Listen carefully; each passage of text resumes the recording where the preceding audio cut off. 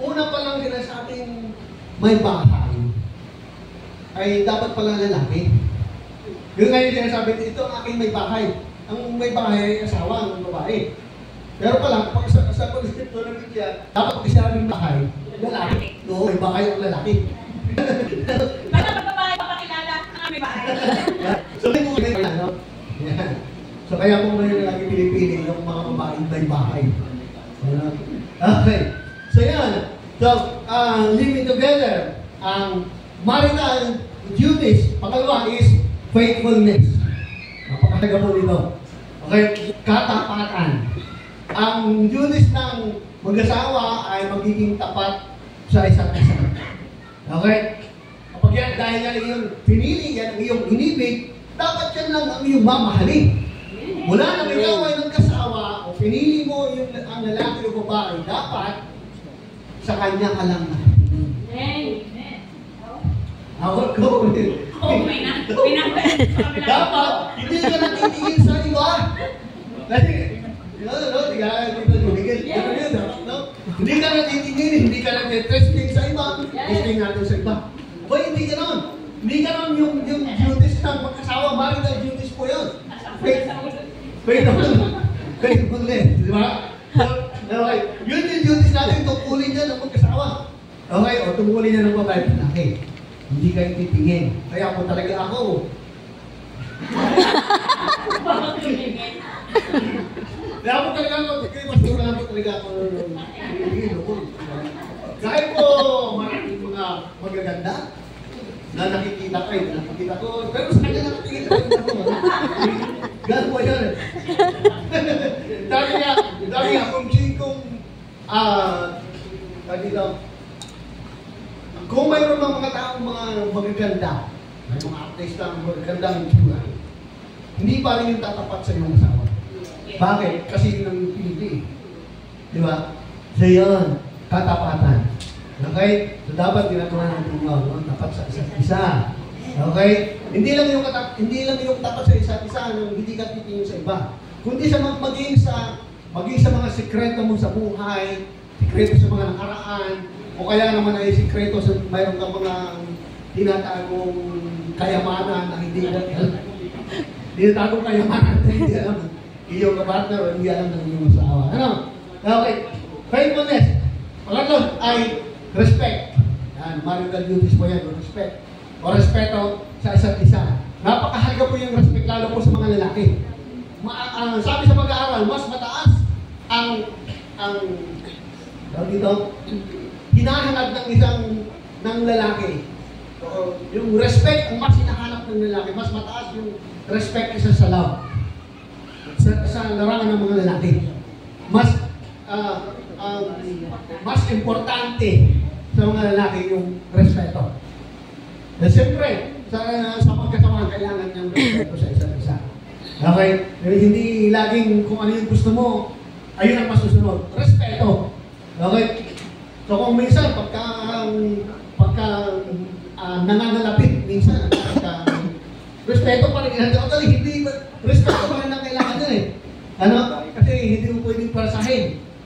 Yan, no? Pagka ayaw, kaya naman ipagod naman maghapon. Eh, respeto naman. Karabit ka pa sa gabi, eh, pagod na nga, ano? Mapahingayin mo naman. Okay, respect. Okay, support. Course na yan. So, respect, support, suportahan natin ang isa't isa, suportahan natin ang ating asawa, suportahan natin sa kanilang mga ginagawa. Napakahalaga po yan eh. So, kapag ang asawa ay hindi sinusuportahan yung kanyang ginagawa, ay tatama rin niya magtrabaho. No, kaya kailangan natin ng support. Okay, so, last na po, marital duties. Marital duties is sexual availability. Yan, marital duties po yan. Okay? Sa magkasawa, kaya na sinabi ko kanina, magkakaiba po tayo ng atas ng edad, ano? So, sabi,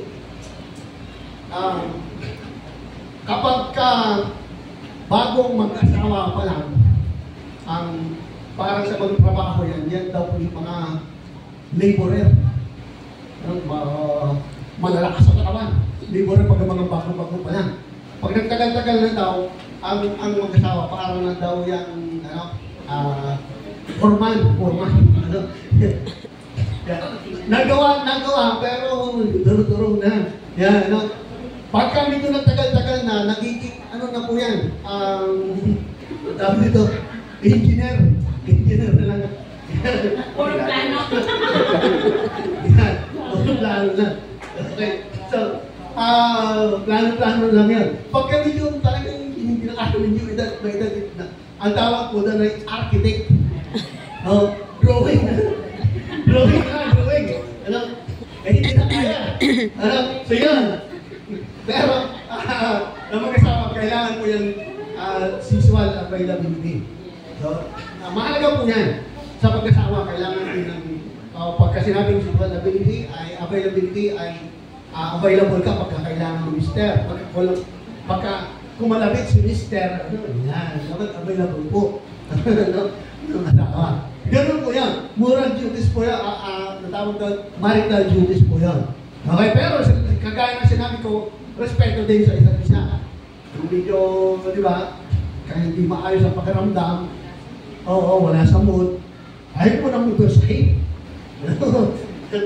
Alam mo ba sa mag-asawa, pwede pa rin kasuhan ng